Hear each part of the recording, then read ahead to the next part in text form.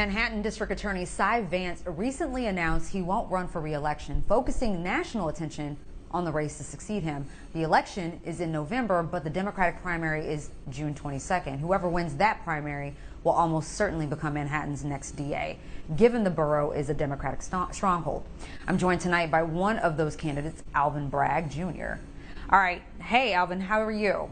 Thanks for coming on. I'm doing well. Thank you so much. My dad would be very happy that you added the junior in.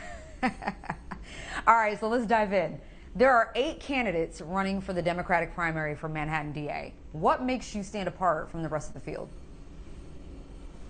So I'm a son of Central Harlem, and I have worked in and lived the entire range of the system my whole life.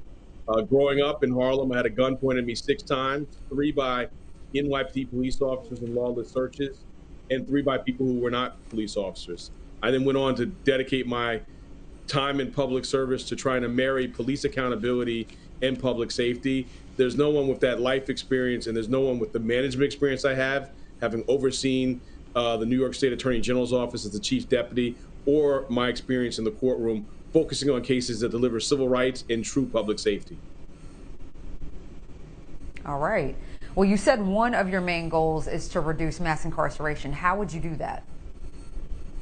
You know, I saw the statistic that you had on the screen, and you look at who is being incarcerated and for what, and our system does not focus on true public safety. And I learned that early on when I was being stopped by the police lawlessly, but still had public safety challenges.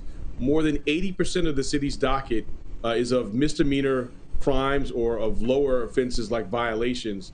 And of that universe, more than 80% of the people charged with crimes are people of color.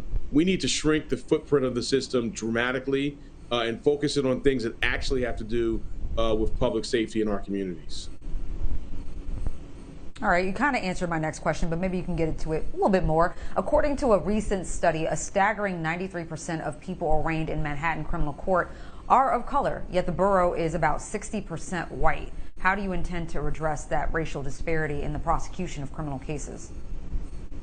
So in part it is by shrinking the system, which compounds the racial disparities, but also it's being very, very conscious. And again, I mentioned I was the #2 lawyer in the New York State Attorney General's office. So we need someone who knows how to manage and manage with a racial justice lens. So one thing I'm going to do is hire different people, people of all backgrounds. The office is stunningly non-diverse. And then we're going to focus on actual public safety offenses. And then we're going to use racial data as a management tool. There was a 2015 study which documented what we all know, the racial disparities at every step along the way for the life cycle of a case in the Manhattan DA's office. We're going to use that kind of data as a management tool to make sure that like cases are treated similarly across race, and we're going to hold managers and lawyers accountable for any racial disparities. We're going to have one standard of justice for everyone. Now, you led the special unit at the New York Attorney General's office that prosecutes police officers who kill people. What would you do to increase police officer accountability? So this has been the focus of my career. This is why I went to law school. I mentioned those early stops that I experienced. As a young civil rights lawyer, I sued the state police for excessive force against my clients, members of the Onondaga Nation. As a federal prosecutor, I prosecuted an FBI agent, went to trial and convicted him for lying. I'm going to have a dedicated unit to police accountability that's going to be siloed. It's not going to work side by side with the police as it investigates. And we're going to be completely transparent, like I was in the New York Attorney General's office, reporting out on our findings whenever we don't bring charges. I mean, this is my life's work.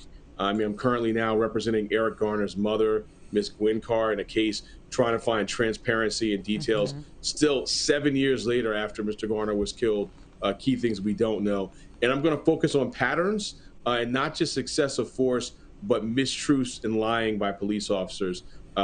Something I did when I held that FBI agent accountable, and something that's also the centerpiece of my case representing Ms. Carr.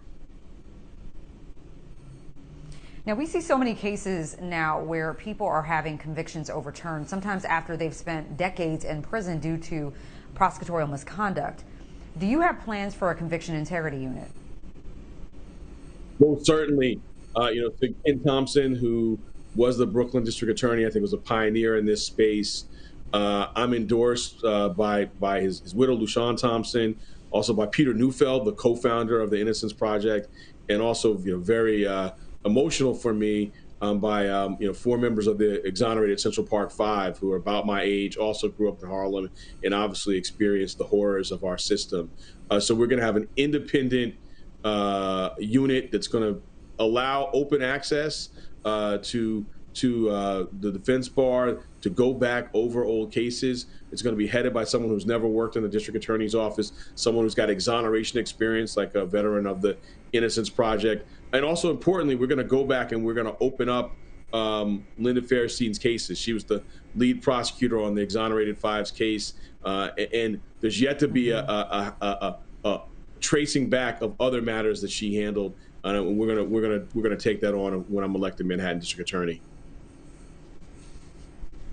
All right, so newspaper reports today say we could expect to see an indictment to be handed down against Donald Trump soon. Any thoughts on how you would handle such a high-profile case? So, as with I can't comment on something I might inherit directly, and I don't know any more than what your viewers were from the public. But what I can say is, in all these things, look to what I have done. So when I was at the Attorney General's office, I led the team that held Trump and his children accountable for their misconduct with the Trump Foundation. I oversaw the work which sued his administration more than 100 times for family separation at the border, the Muslim travel bans, trying to have a citizenship question on the census. Certainly throughout my career, I've gone wherever the facts have taken me. And the types of allegations that have been reported publicly, valuation of assets, perhaps the use of shell companies, tax fraud. I've done all these sort of cases. I've tried a mortgage fraud case. I've tried one of the most significant money laundering cases out in the New York region. So of all the candidates, I sort of stand at the ready with all the tools in the toolkit. And I've overseen some of the most high-profile cases to be litigated in recent years, ranging from the Trump Foundation case to our civil lawsuit against Harvey Weinstein for having a hostile work environment. All right, candidate for Manhattan DA, Alvin Bragg, thank you so very much for joining us. We look forward to speaking with the other candidates for Manhattan DA in the weeks leading up to the Democratic primary. Thank you again. Thank you so much for having me on. I appreciate it.